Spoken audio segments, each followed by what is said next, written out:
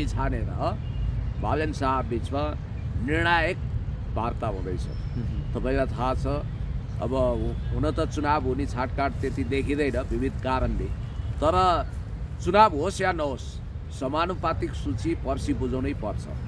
त्यसको लागि उनीहरू निर्णायक मोडमा अहिले वार्तामा छन् र अब त्यो एकजना जहाँ पनि कराइहाल्ने, आफूलाई जहाँ क्यामेरा बढी हुन्छ त्यहाँ गएर हाहाकार गरिहाल्ने सुदन गुरुङ भन्ने सुशीला कार्कीले मेरो जेठो छोरो भनेर राजनीतिक डिएनए टेस्ट गरिवरी आफ्नो छोरो करार गरेको सुदन गुरुङ गेटमा छन् र के दाबी गर्दैछन् भने यी दुईवटा कुरो मिलाओ भनेर रवि र बालेन बिचमा कुरा मिलोस् भनेर ताला नै मार्दै छु, परिणाम के आउँछ भनिरहेछ होइन। अब यहाँनिर यो घटना किन विकसित भयो भने अस्ति भर्खर रवि लामिछाने र बालेन शाहको बिचमा कमल पोखरीमा असीम शाह भन्ने एकजना रवि लामिछानेको तर्फबाट पहिला सांसद भएका व्यक्तिको घरमा अफिसमा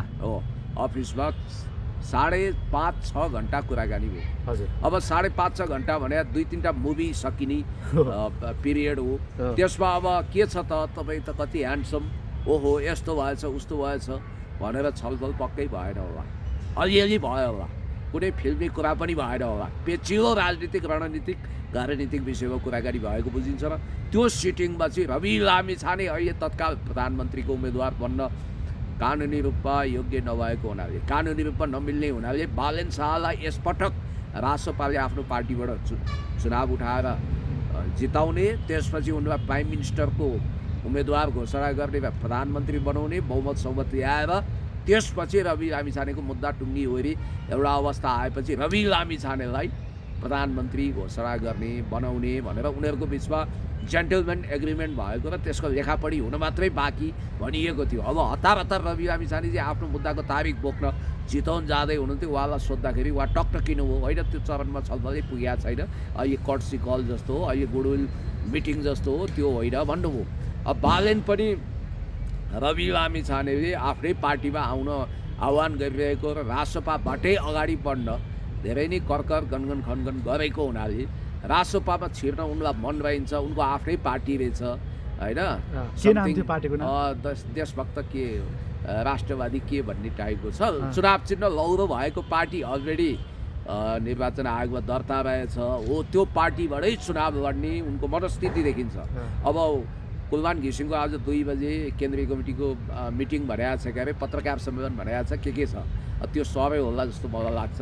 र अहिले अब फेरि रवि कुलमानप्रति त्यति पोजिटिभ नभएको त्यो धतुरे भन्ने कलाकारले मञ्च दुरुपयोग गरेर रवि विरुद्ध तथा नाम बोलेको हुनाले कुलमानजी रविप्रति नेगेटिभ छन् भन्ने म्यासेज गएको हुनाले कुलमान र रविको अलिअलि दूरी पढेको अवस्थामा रविलाई कुनै पनि हालतमा बालेनले छोड्न नसक्ने, रवि बालेन लगभग एक भइसकेको अवस्थामा अब रवि र कुलमान र बालेन एक भइसकेको अवस्थामा बरु रवि लामिछानेसँग दूरी बढाएर जान सक्ने तर कुलमान छोड्न नसक्ने निष्कर्षमा बालेन पुगे र रवि लामिछानेको पार्टीबाट चुनाव नलड्ने लगभग उनले निदो गरेको जस्तो बुझिन्छ। र अहिले रवि लामिछाने निकै लचक भएर ओहो अब त मत विभाजित हुन्छ, उनको लोकप्रिय भोट ब्याङ्कमा बालेनको दाबी हुन्छ, उता पूर्वबाट हस्ताले हाक दिइरहेका छन् भन्ने बित्तिकै अब व्यत्यास हुन्छ भनेर बाटो रवि लामिछानेले हत्तनपत्त अहिले कुमारबेनको घरमा बोलाएर छलफल गरिरहेका छन् र दुईटाको बिचमा सघन वार्ता भएको छ र सम्भवतः अब उनीहरू चुनावी तालमेल गर्ने कि के गर्ने भन्ने कुरा भएको छ। हिजो राति एउटा उनीहरूको गोप्य बैठक भयो, वार्ता भयो, त्यहाँ चाहिँ काङ्ग्रेसको तर्फबाट आफूलाई म सभापतिको उम्मेदवार हुन्छु भन्दै गगन थापाको भोट काट्न तयार रहेका चन्द्र भण्डारी पनि पुगेका थिए, अमरेश कुमार सिंह भन्ने एकजना स्वतन्त्र सांसद पनि पुगेका रहेछन्, सिके राउतको पनि प्रतिनिधि थिए रे, अनि जनमत पार्टीको रेशम चौधरी पनि रहेछन्। त्यति मात्रै होइन, त्यहाँ ज्ञानेन्द्र साई राप्रपाका ज्ञानेन्द्र साई योभन्दा अगाडि सांसद जितेका पात्र ज्ञानेन्द्र साई पनि पुगेको, चन्द्र भण्डारी अहिले सुनिल शर्मा पनि त्यसमा सहभागी भएको भन्ने कुरा छ। सम्भवतः सुनिल शर्मा र चन्द्र भण्डारीमा नेपाली काङ्ग्रेसले बैठकै बसाएर कारवाही गर्यो भने पनि आश्चर्य मान्नु पर्दैन, किनभने उनीहरूले पार्टीको अनुशासन उल्लङ्घन गरेको भनेर त्यो पार्टीभित्र आक्रोशको ज्वाला दन्किएको छ। कारवाही हुन्छ स्योर हो, कारबाही हुन्छ उनीहरूलाई? होइन त्यस्तो कुरो सुनिएको छ गाइर गएर। अब म सभापति होइन केही होइन, चुनावको बेला कारबाही गर्दा के कसो होला भन्ने लेखाजोखा पनि होला, गर्न सक्छ नि त्यो पार्टीले। किनभने अनुशासन त मान्नु पऱ्यो नि। एउटा पार्टीमा बस्ने अर्को पार्टीको अथवा अरू बालनसँग मोर्चाबन्दी गरेर पार्टीलाई कमजोर बनाउन खोजेको भन्ने निष्कर्ष निकाल्न सक्छ। उतातिर राप्रपाका ज्ञानेन्द्र साई त दाम्रो चुडाल्ने पक्षमै देखिन्छन्।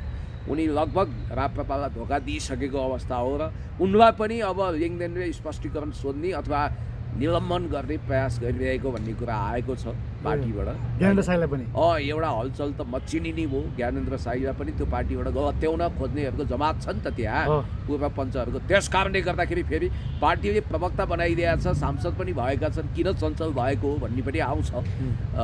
तपाईँलाई एउटा कुरा भन्छु, देशको पक्षमा, जनताको पक्षमा, विकासको पक्षमा, श्रमदाताहरूको पक्षमा अर्थात् राष्ट्रियताको पक्षमा यदि तपाईँ एकजुट हुनुहुन्छ भने, तपाईँ हिलोबा चटाइमा गुन्द्रीमा बसेर देश जनता विकास समृद्धिको पक्षमा अगाडि बढ्नुहुन्छ भने खुट्टा नकपाइकन अगाडि बढ्नुपर्छ भन्ने मान्यता मेरो छ।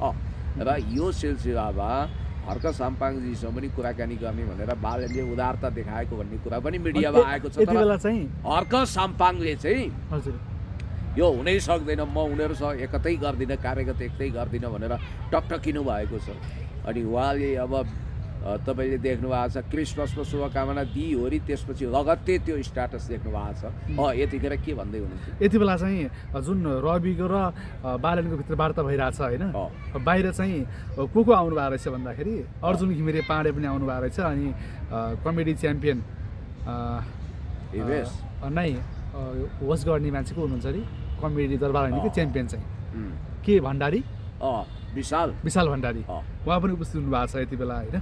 के हो उहाँहरू पनि आउनु भएको छ कि अर्जुन घिमिरेको फिल्म चलाउनु त आउनु भएन? यस्तो हो, कलाकारलाई कलाकारिता गर्ने सोख हुन्छ, उनीहरू पब्लिसिटीमा आउन चाहन्छन्। अथवा अहिले नेताहरू अभिनेता भएको र अभिनेता नेता भएको एउटा अचम्मको उदेक लाग्दो दृश्य पनि नेपालको राजनीतिमा देखिएको छ। बालनको उद्देश्य भनेको चाहिँ जेनजी जेनेरेसनलाई समेटेर अगाडि जानुपर्छ भन्ने देखियो। अब हर्कले तपाईँहरूसँग नमिलिकन पनि म छुट्टै देश जनता विकास समृद्धिको पक्षमा नयाँ दुन्दुबी बजाउन सक्छु, मेरो छुट्टै तागत छ, म कसैको बैशाखीको सहारा लिन्न, म एक्लै यस आई क्यान डु भन्ने टाइपले अगाडि बढ्छु, आई हेभ अ ड्रिम टाइपले म अगाडि बढ्छु, मसँग एउटा सपना छ भन्ने उनको उद्घोष छ।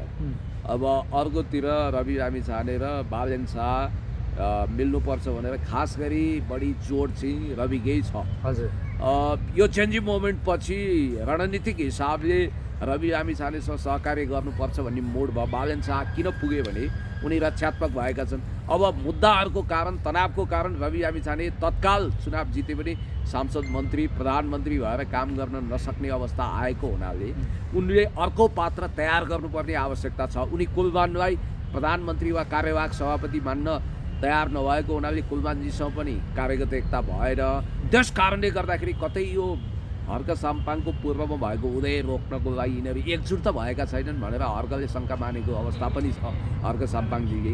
त्यसैले म तपाईँलाई के भन्न चाहन्छु भने अब अहिले तीव्र ध्रुवीकरण छ। अब एक हिसाबले भन्नुपर्दा लाइक माइन्डेड पार्टीहरू एक ठाउँमा आउनुपर्छ भनेर जुटेको पनि अवस्था छ। अब अहिले रवि लामिछाने र बालेन शाहको बिचमा कुरो मिलेन भने सिद्धियो यो पटकलाई, उनीहरू छुट्टा छुट्टै हुन्छन्। मिल्यो भने के कुरामा मिल्छ, सायद एउटै चुनाव चिन्ह लिएर एउटै पार्टीबाट चुनाव लड्ने त नहोला, केही न केही कार्यगत एकता होला। त्यो भयो भने पनि आश्चर्य मान्नु पर्दैन, फेरि दुवै एकै ठाउँमा आएर चुनाव लड्ने। होइन, सुदन गुरुङले पनि के हरकत देखाइरहेछन् कि यस्तो होइन, अब बालेन र रविलाई चाहिँ बाहिरै आउन नदिने होइन, अनि गेटमै ताल चलाइदिइरहेछन्। अब तपाईँले अनौठा पात्र देख्नुहुन्छ, ए सरकार तोरी त यसो गर्छस् भन्दै माइती घर मण्डलामा अनसन बस्या भन्छन्। खोइ अनसन बस्या मान्छे त बल्नुपर्ने झन्झन तगडा भएर गएका छन् होइन। अब राति त्यहीँ फाइबरको सिरानी लिएर तकिया लिएर अनसन बसेको भनेको निकोलस भुसाल पनि कराइरहेछन्।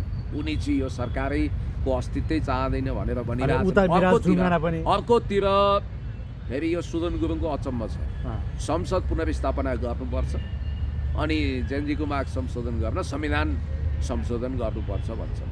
सुशीला कार्की आफै पनि संसद पुनर्स्थापना गर्नुपर्छ भन्ने लाइनमा त हुनुहुन्न, किनभने उहाँले जेठो छोरो भनेर पोलिटिकल डिएनए प्रमाणित गरेर साइकोलोजिकल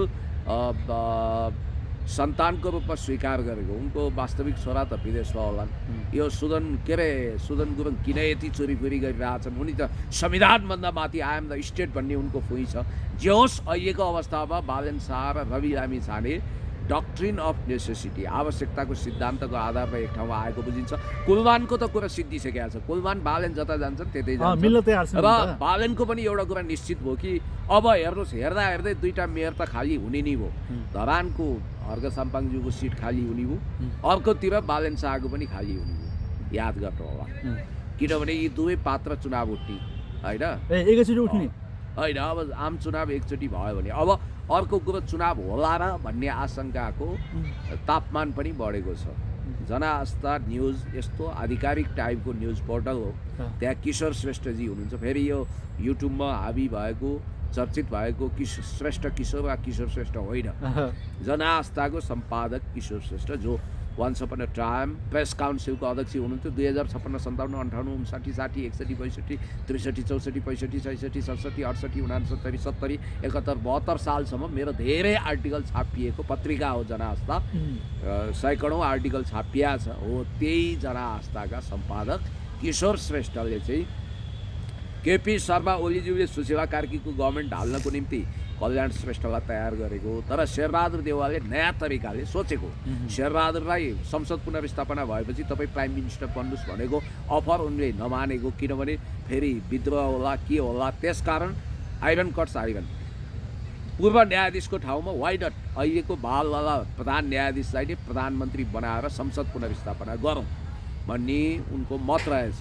हो त्यो संसद पुनर्स्थापना गर्दा खिलराज बेगमी मोडलमा गभर्मेन्ट गठन गर्ने, चुनावी सरकारै गठन गर्ने र फुर्सदले चुनाव गर्ने उनीहरूको सोच रहेछ। किनभने अहिले सुशीला कार्कीको नेतृत्वमा भएको गभर्मेन्ट अन्तर्गत चुनावमा गयो भने आफूलाई कक्र्याउने नयाँ शक्तिहरूले धेरै पेल्न सक्ने भन्ने उहाँहरूको बुझाइ रहेछ। चुनाव भए हामी तयार छौँ पनि भन्नुभएको छ होइन, त्यो त हुनै पर्यो। चुनाव भइसकेपछि सुशीला कार्की स्वयं आफ्नो कुर्सीको आयु बढाउन चाहनुहुन्छ।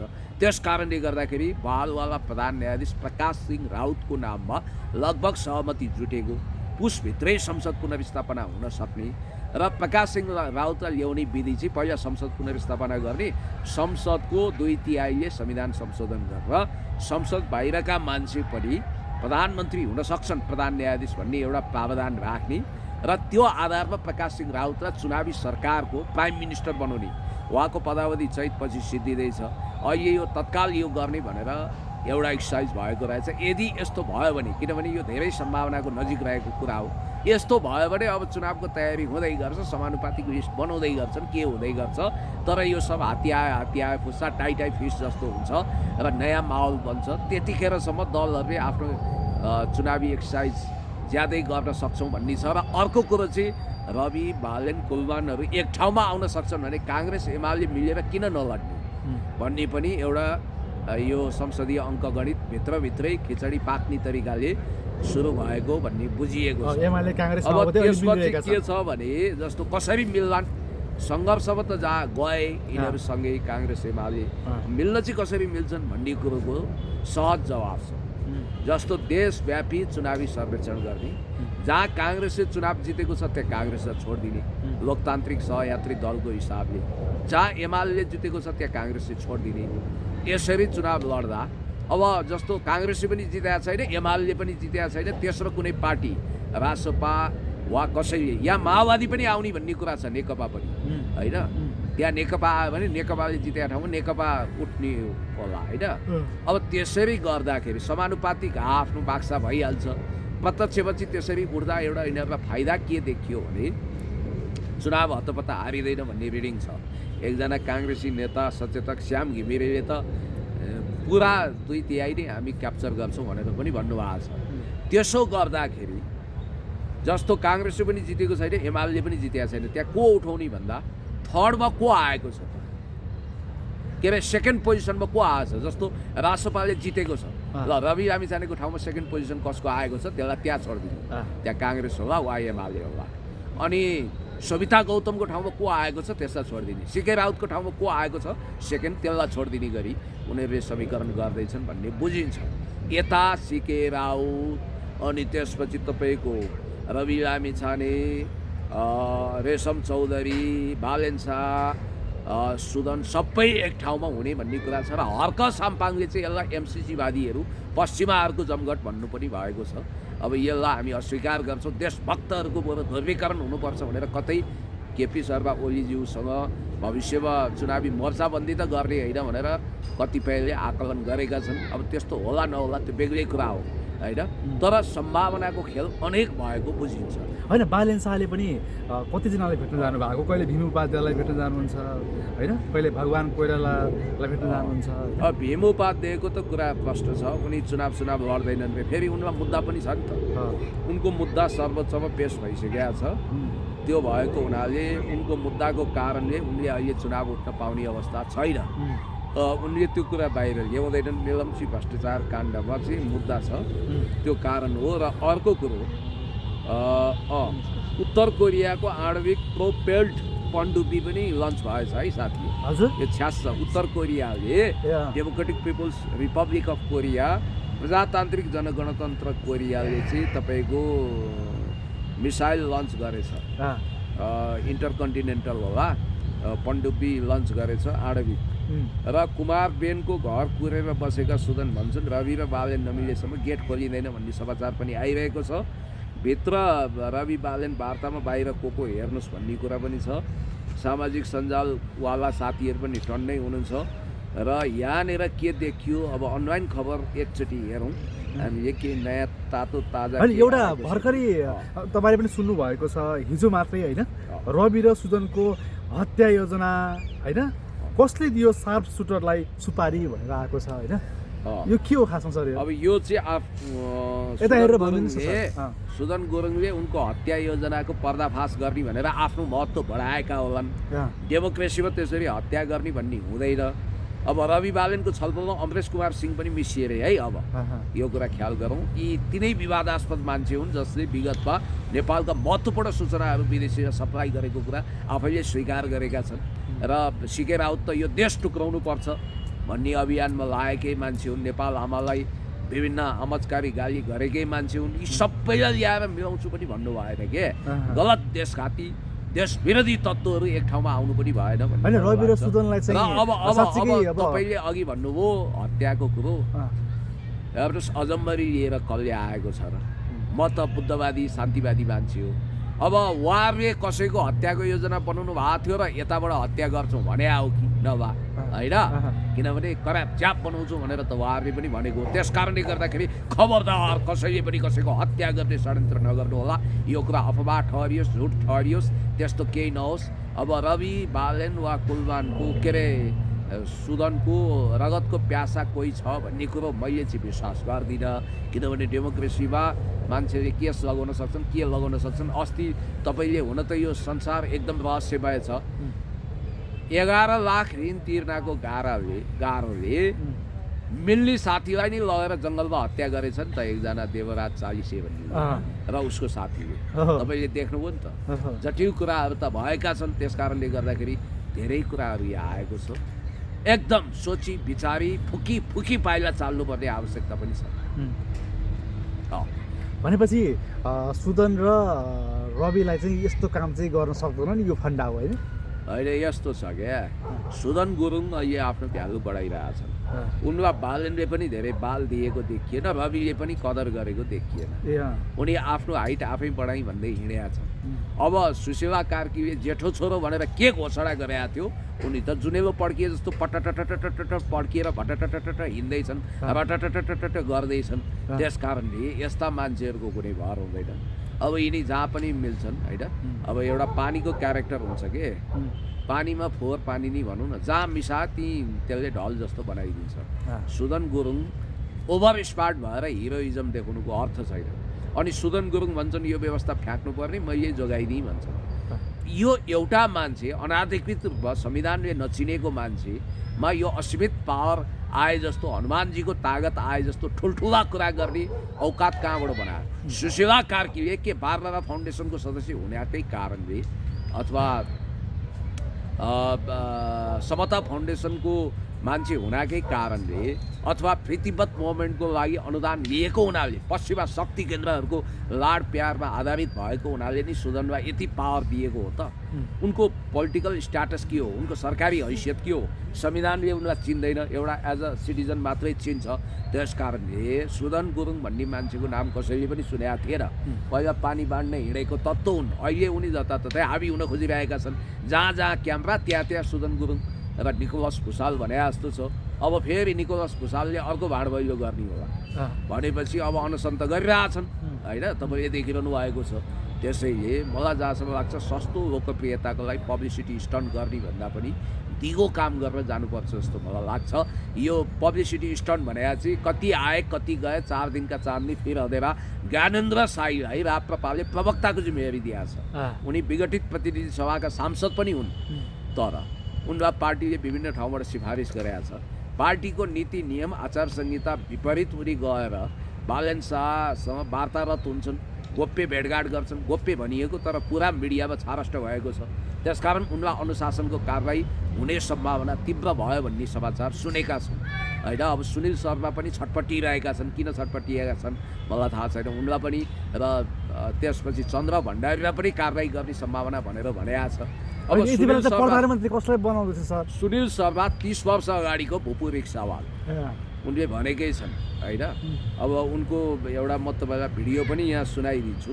सुनिल शर्मा अहिले अरबपति कसरी भयो त रातारात, नोबल मेडिकल कलेज त कब्जै गरेको भन्छन्। त्यतिखेर कान्तिपुरमा न्युजै आएको थियो, तिग्राको मासु झर्ने गरी त्यतिखेर नोबल मेडिकल कलेजका सञ्चालकहरूलाई पिटेरै त्यो कब्जा गरेको भन्ने कुरा पनि आएको छ। एउटा इन्ट्रेस्टिङ कुरो चाहिँ म तपाईँलाई यहाँ देखाउँछु कि यहाँ कसरी त्यो कब्जाको योजना बनेको रहेछ भन्ने यहाँ मसँग भिडियो नै थियो, पक्नुहोस् है, म त्यो देखाउन सक्छु तपाईँलाई। भनेपछि यसरी चिजबिजहरू अगाडि बढेको अवस्थामा अब यहाँनिर कुन खिचडी कतिखेर पाक्छ कसैले भन्नै नसक्ने भयो क्या। नेपालको राजनीति र मौसमको भरै छैन, एकैछिनमा अदली बदली हुन्छ। ल सुनिल शर्माको कुरो सुन्नुहोस् हजुर, उनको शब्द।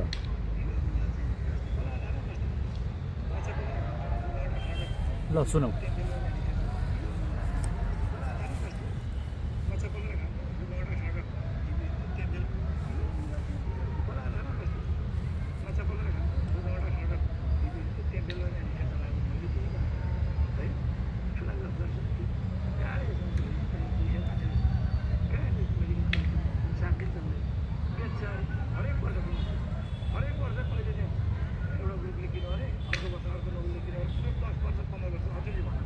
आफैलाई भने नि त उनले गङ्गटा खाएर बस्ने, रिक्सा चलाउने भनेर। त्यसकारण यो अपार सम्पत्ति कहाँबाट थुप्रियो भन्ने कुरो पनि त भोलि सम्पत्ति शुद्धिकरण लाग्ला, उनको सर्टिफिकेटको विषयमा पनि अनुसन्धान भइरहेको छ। त्यस कारणले गर्दाखेरि मलाई जहाँसम्म लाग्छ रवि लामिछाने अलिकति सिरियस भएर लागेका रहेछन् यो मिसनमा। बालन शाह पनि अलिकति सिरियस देखिएका छन्। कुलमान त पहिलेदेखि चलाख मान्छे हुन्, आफ्नो स्पेस कहाँ सुरक्षित गर्ने उनलाई राम्रो छ भलिभाती थाहा छ। त्यस कारणले गर्दाखेरि उनीहरू एक ढङ्गले एक्सर्साइज गर्दैछन्। अब यो चुनाव त पहिला त हुनु पर्यो नि त। अब होइन चुनाव हुनु पर्यो भन्नुभयो तपाईँले, यति बेला त बालन शाह र केपी ओली त भिड्दै हुनुहुन्छ, लड्दै हुनुहुन्छ होइन।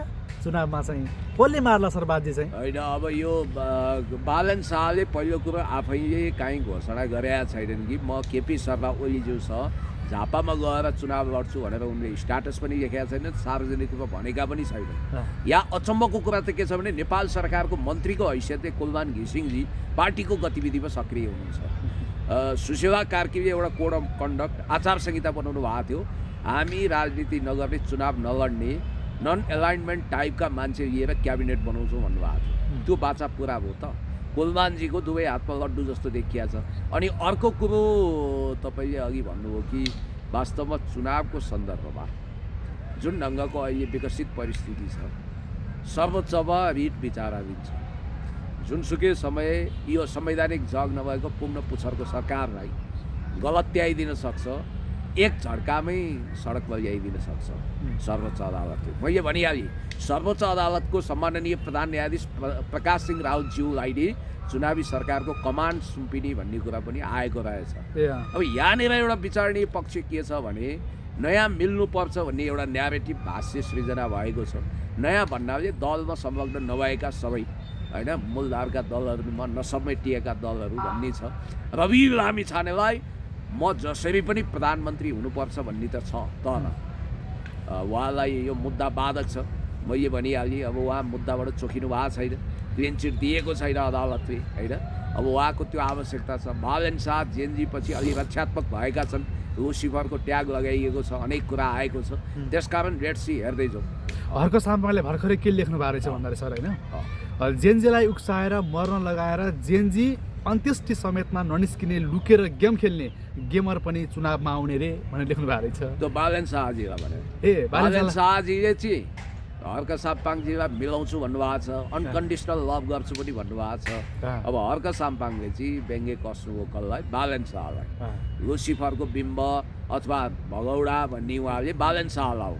त्यस कारणले गर्दाखेरि अब यो एक खालको वारै देखिन्छ, पोलिटिकल वार बालन शाह र हर्क साम्पाङ बिच, बालन कुलमान र हर्क साम्पाङज्यूको बिच। हर्क साम्पाङज्यूलाई चाहिँ म एक्लै पनि गर्न सक्छु, आई हेभ अ ड्रिम भन्ने मार्टिन लुथर किङको माओवादीलाई पछ्याउँदै उनले यस आई क्यान डु, म सक्छु भन्ने आत्मविश्वास लिनुभएको छ। होइन, हर्क साम्पाङको परिवार त सबै क्रिस्चियन पो रहेछ है। त्यो उहाँले भन्नुभएको छैन, त्यो परिवारले पनि घोषणा गरेका छैन। त्यसकारण यो विषयमा जानु हुँदैन। धर्म मान्ने हरेकलाई स्वतन्त्रता छ, तर अब उहाँले क्रिसमसको शुभकामना दिनुभयो भन्दैमा र विगतमा कसैलाई शुभकामना दिनुभयो, अहिले दिनुभयो भन्दैमा उहाँलाई क्रिस्चियनको बिल्ला भिर्न मिल्दैन। उहाँले सबै धर्मलाई सम्मान गर्नुहुन्छ, आफूलाई उहाँले सेकुलर भनेर भन्नुभएको छ। बालेनको नजिकको मित्र भनौँ न होइन, रुटिङ अफ नेपाल बन्दले के लेख्नु भएछ भन्दाखेरि, बालेन कुलमान र रविको भेटघाट बारे अहिले धेरै समाचारहरू आइरहेका छन् भने बालेन चुनावमा जाने सम्भावना बढे, फेरि लौरो नै चिन्ह लिएर जाने हल्ला बढेको छ होइन। कसले लेख्यो? यो रुटिङ अफ नेपाल बन्दले। होइन, त्यो त लगभग तय छ। उनी अर्काको चुनाव चिन्हमा नजाने भन्ने तय गरेका छन् क्यारे। अघि तपाईँले भन्दै हुनुहुन्थ्यो हर्क साम्पाङजी चाहिँ आफूलाई किराँती भन्नुहुन्छ। अब सुम्निमा पारुहाङको प्रतिभा स्थापित गर्दै हुनुहुन्छ। किराँत, बौद्ध, बोन, जैन सबै सहितको वैदिक सनातनी हो, हिन्दू सहितको।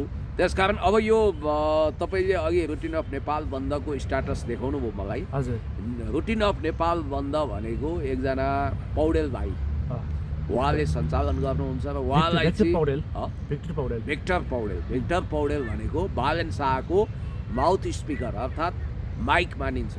बालन शाहको आत्माको अन्तरात्माको आवाज उहाँले स्ट्याटस मार्फत निकाल्नुहुन्छ।